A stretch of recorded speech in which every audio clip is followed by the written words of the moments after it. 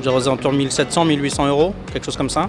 Débutant, je dirais entre 1800 et 2000 euros net par mois. 2200 euros. 1600 euros. 2000 euros net. 1600. Je pense 1900. C'est pas assez, honnêtement.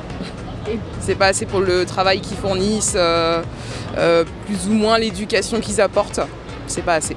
Dans le bâtiment, il y a des gens qui travaillent dans main-d'œuvre, mais ils gagnent presque le même prix.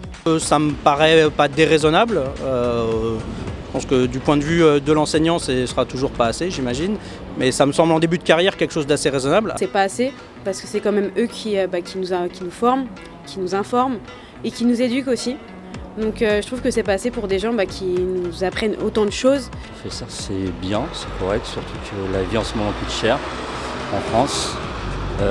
Puis en plus avec le travail qu'ils font, c'est parfois pas facile avec les enfants, le climat qu'il peut y avoir, avec tous les problèmes qui peuvent subvenir avec les réseaux sociaux, tout ça. Non, je trouve que c'est correct.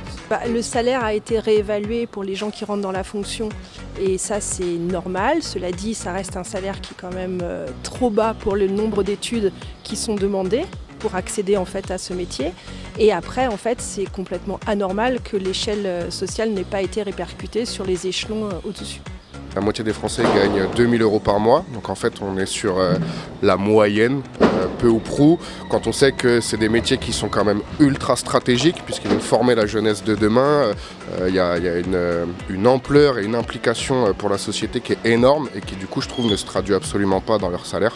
Quand on sait qu'à côté des traders qui vont spéculer gagnent 4 à 5 fois ça, je trouve qu'il y a quand même un problème en termes de répartition des richesses.